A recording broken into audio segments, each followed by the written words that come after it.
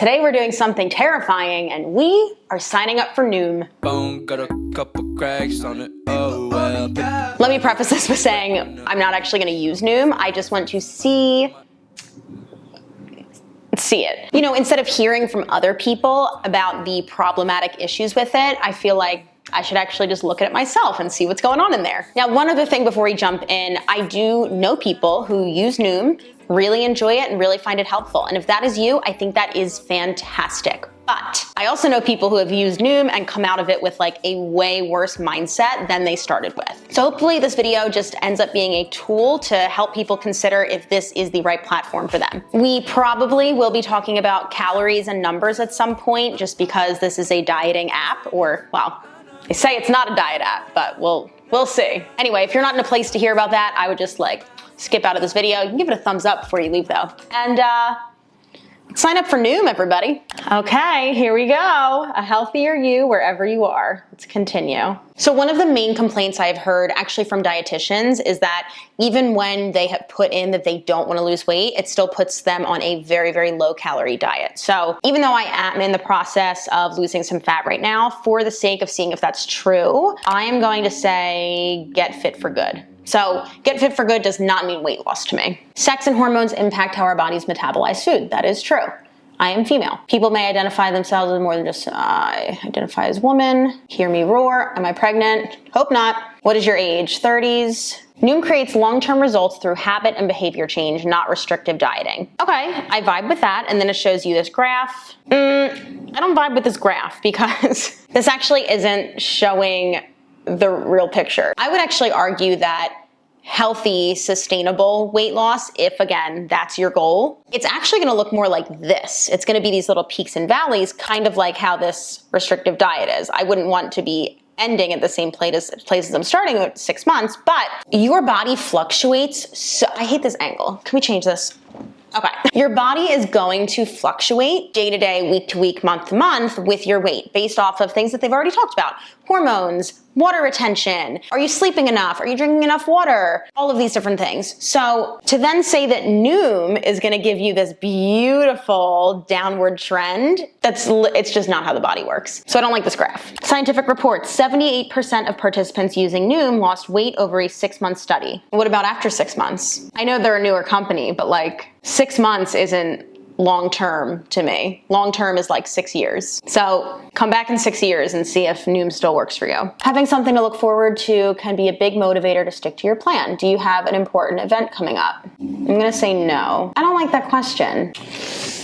I don't know. Again, this question's weird to me because we're talking about long-term health and now they're like, you were working for long-term health, but do you really want to be snacked for summer? Like, you know what I'm saying? But whatever. Women who are in their 30s may need a slightly different strategy. Rude, but true. Depending on current lifestyle.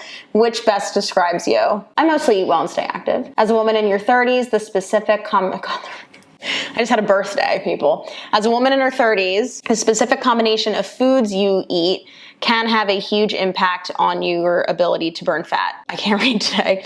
Which of the following best describes your typical lunch? I don't know, ate food. In addition to what you eat, how often you eat can impact your metabolism. Which of the following best describes your typical day? I almost always eat 3 or less meals per day. Yeah, I guess that's the most accurate. I have 3 meals a day. Also, if that question leads to them saying that I need to eat like a lot more small meals in a day, I'm gonna burn my computer down. As a woman in your 30s, your environment can play a major role in your ability to lose weight. Which best describes the area you live in? A major city. NYC. Sticking to a plan can be hard, but Noom makes it easy. God, this poor woman. Could they have picked a better picture? Jeez. Noom fits into my lifestyle perfectly. I can turn to this app day or night, and they're there for me. Noom users that also adopt a healthy lifestyle typically lose 1 to 2 pounds per week. Yeah, I would say that's within that healthy range. Most medical professionals say that healthy, sustainable weight loss is usually between half a pound to 2 pounds a week. Do you have an active diagnosis of an eating disorder? Ooh, I wonder if I said yes, they'd be like, get the fuck out of here. They should, but I'm gonna say no. Unlock health benefits with just 5%. At Noom, our mission is to help everyone lead healthier lives. Did you know losing just 5% of your body weight can reduce your risk for diabetes, high blood pressure, and high cholesterol? Okay, we're gonna blur this part out. Okay, Ooh, Noom weight is currently only available. So let's say I want to lose, what is it that Regina George says? I want to lose 2 pounds, 3 pounds. I'll be Regina George. I really want to lose 3 pounds. Real talk, people's goal weight is often different than their body's ideal weight. We're not saying that this is the case for you, but we want to get to know what else is important to you. We'll unpack this a lot more throughout your journey, but for now, let's get to know what a healthy, happy weight might look like for you. Pro tip while answering these questions, think back to a time where you might have been less focused on your weight. What did you do for fun? Okay, I like that. I think that's a really, really good page that they put in there, that like what you want might not be what your body feels the most comfortable at, and it also might not actually be achievable or sustainable. Basically what they're saying with this question is, let's focus on other things besides just that number on the scale. So I really like that. When I'm at a happy weight, I'd love to think less about food overall. When I think of reaching my happy weight, is that what they're calling my ideal weight, my happy weight? So what is the weight I'm at now, my sad weight? I don't know if I like that. I don't think that you should ever have an emotion tied to the number on the scale. If you are a person who feels any emotion, happy, sad, when you step on the scale and see your number, you should not be stepping on the scale. That's what I think. So I don't like that it's attaching like morality or an emotion to your weight. All right, ooh. Woo! Okay, they predict that I am gonna be at my happy weight on June 7th. That sounds super reasonable though, because I'm already like in a small body. So that sounds super reasonable. Ooh, they've moved up my happy weight date. Oh, May 27th. Noom is based on real psychology. Our weight loss program is based on behavior change. Only 10 minutes a day could change your relationship with food.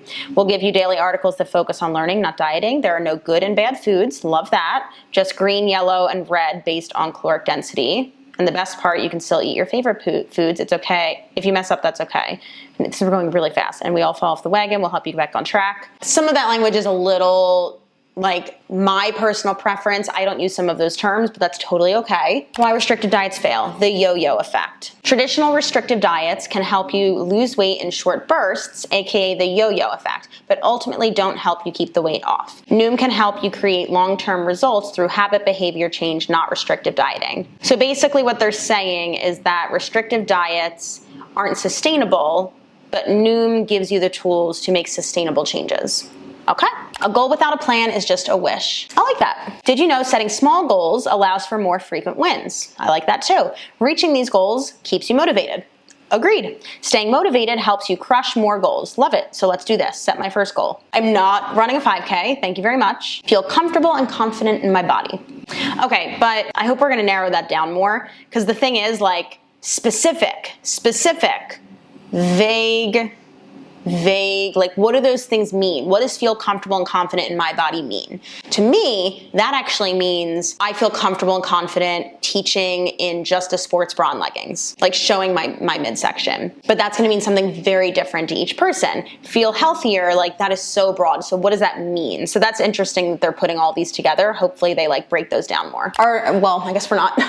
Articles in several medical journals describe the results that Noom users have achieved. 64% of overweight or obese Noom users lost more than 5% of their weight in a 2016 pilot study. But how long were those people using Noom? Again, we're thinking long term. Like, was that data taken in 2016 in a pilot study of however many months, or is that from 2016 to now? Again, 6-month study. Noom's psychology-based approach is based on identifying thought patterns and building new habits. Habits, love that. In this section, we want to understand how you already think about weight loss so we can better personalize your course. Let's say you're reaching for a snack. Which is the healthier choice? It's all just going to be trick questions. What does healthy mean? I guess they're trying to get my mindset, but okay, I guess grapes. What do you mean I'm right? Oh my God. Are we making food moral now?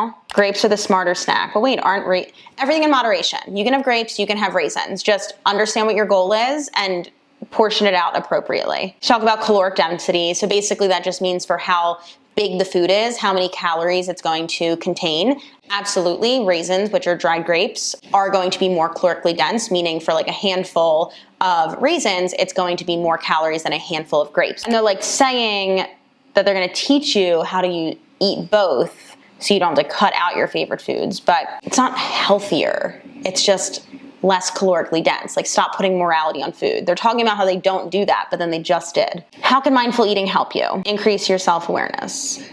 Is this all trick questions? The best answer is both. Mindful eating is the practice of eating with intention and attention. Intention means actively deciding what you're eating, and that's not just reaching for the food in front of you. Attention means focusing on the meal while you eat it, not being distracted by today's to-do list. I do that a lot with clients, like eat with 0 distractions. Mindful eating slows you down and increases your self-awareness. This way you can eat fewer calories and make healthier food choices. I don't disagree with that. I feel like these are all trick questions. Scientific studies have shown that daily weigh-ins promote long-term weight loss. When is the best time to weigh yourself? First thing.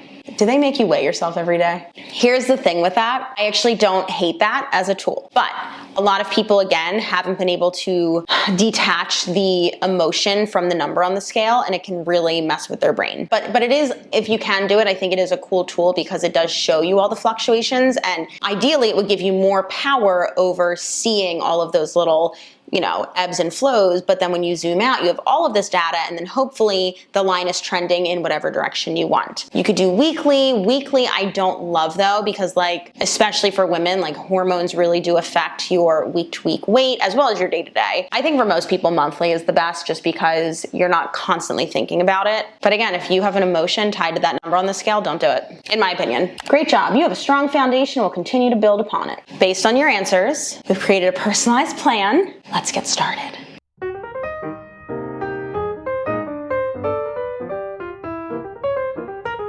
Okay, we're in.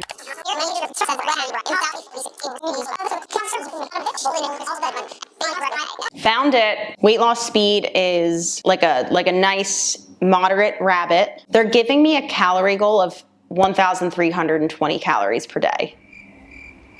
This number is based on your profile, your weight loss goal, your weight loss speed. Well, you originally told me July, and now you're we're gonna get it done in May. So yeah, of course, that's why you put me on 1,300 freaking calories. The main complaint people are gonna say is well, you can change it. You can adjust your calories. No one's gonna do that. They have won me over with all of these articles and this about the psychology and this and that, and oh, I guess this is what is right. That is silly. Okay, so overall thoughts on Noom. I love the concept. I think the execution has some flaws. Number one, there's just some really weird verbiage that contradicts itself in that whole intake survey. And then number two, the big red flag is the calorie goal that they've set people on. And this is the big complaint I've heard from dietitians who have actually reviewed the app. They're just putting people on such low calories that it's actually not sustainable. Yeah, you're gonna hit your goal faster, but what happens later? All of the studies they have is over a 6 months period. What happens after 6 months? So if you are building a brand off of sustainability,